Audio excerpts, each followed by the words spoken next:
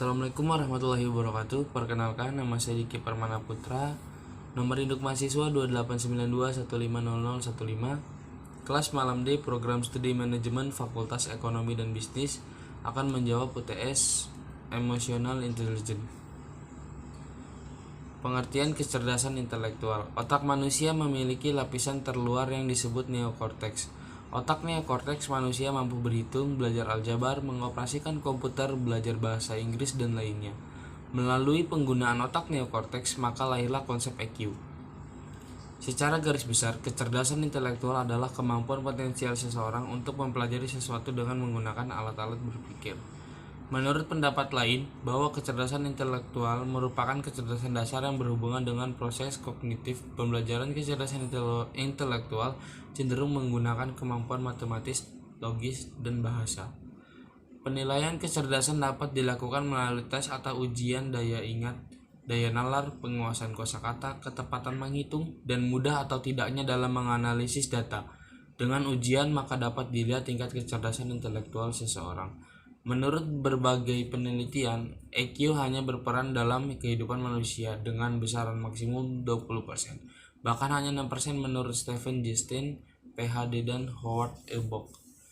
Kecerdasan intelektual tidak dapat dijadikan ukuran dalam menentukan kesuksesan seseorang dalam hidup bermasyarakat.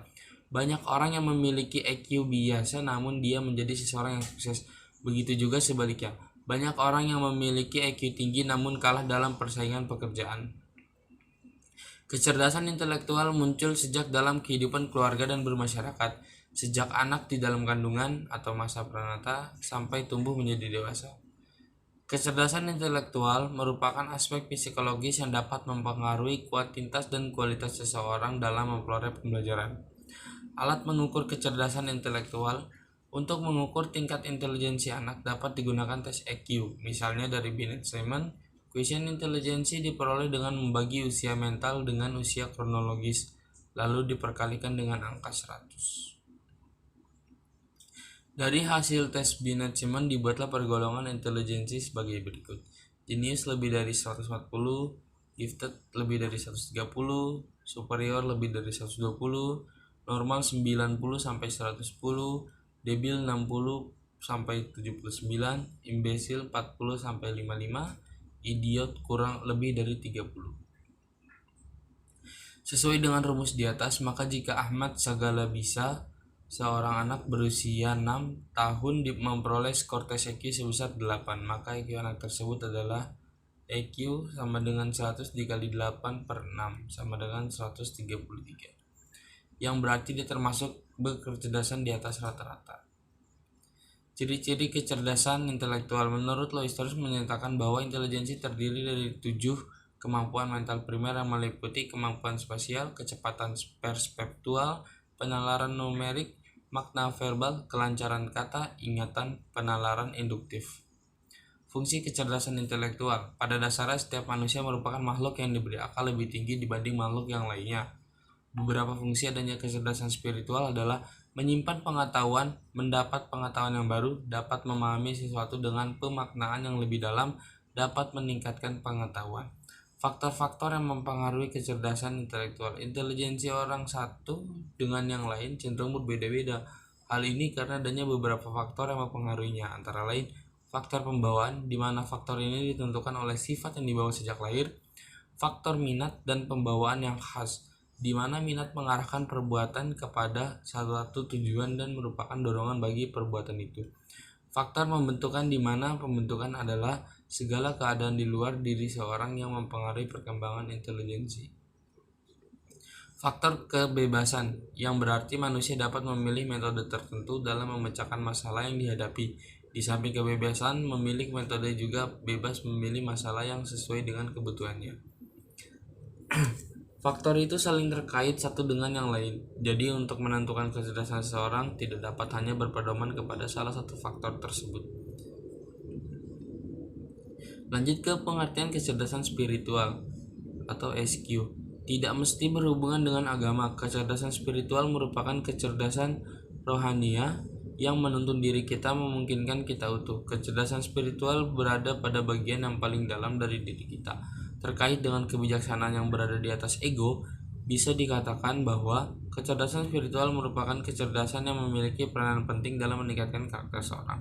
Pengertian lain menyebutkan bahwa kecerdasan spiritual adalah kecerdasan yang menyangkut fungsi jiwa sebagai peran internal diri yang memiliki kemampuan dan kepekaan dalam melihat makna yang ada di balik sebuah kenyataan. Kecerdasan ini pertama kali digagas oleh Dana Zohar dan Ian Marshall. Kecerdasan spiritual bukan saja pengetahuan nilai-nilai yang ada, tetapi juga secara kreatif menemukan nilai-nilai baru. Dalam perkembangan seseorang tidak hanya dibutuhkan kepandaian, namun kreativitas juga sangat dibutuhkan. Di samping itu, kecerdasan spiritual tidak bergantung pada budaya atau nilai. Maksud dari pernyataan tersebut adalah bahwa kecerdasan spiritual tidak mengikuti nilai-nilai yang ada, tetapi menciptakan kemungkinan untuk memiliki nilai-nilai itu sendiri. Dengan belajar untuk memaknai setiap peristiwa yang terjadi, maka seseorang dapat meningkatkan perkembangan spiritualnya.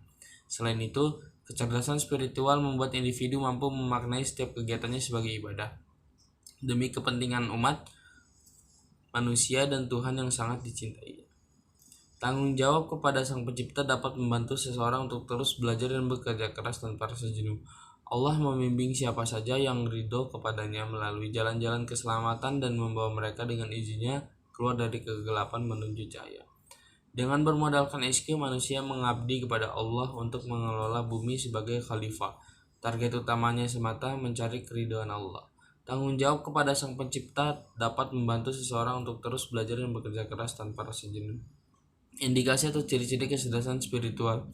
Menurut Zohar dan Marshall, ada 9 tanda orang yang memiliki kecerdasan spiritual, yakni sebagai berikut.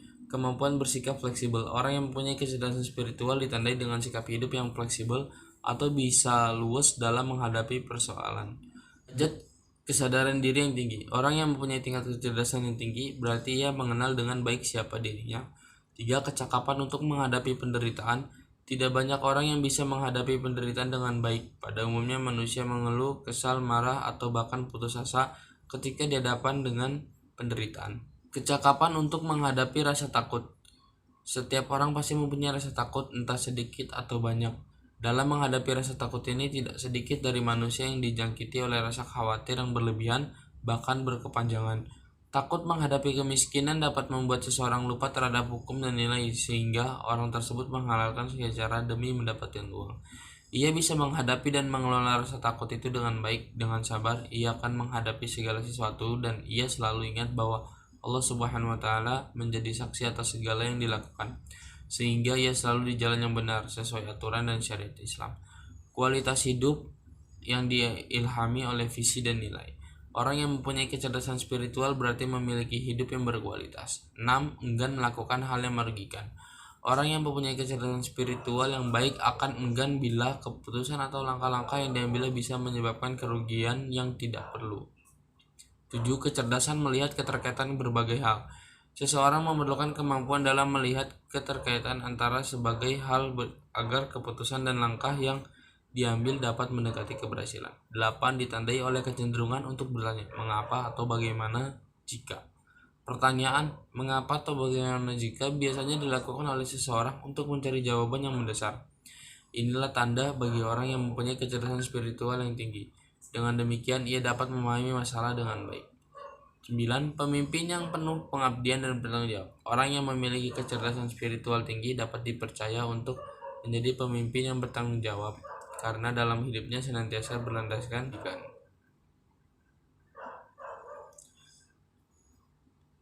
Proses pembersihan diri dan upaya untuk menjernihkan hati dengan tujuan memunculkan kemampuan mendengar suara hati terdalam yang merupakan sumber kebijaksanaan dan motivasi pengaktifan, pembangkitan secara mental dan spiritual untuk memunculkan kemampuan dan potensi yang tersembunyi. Pengisian dengan sifat-sifat Allah yang agung dan indah memunculkan sifat-sifat yang baik sehingga membangun citra positif yang mempersonalkan.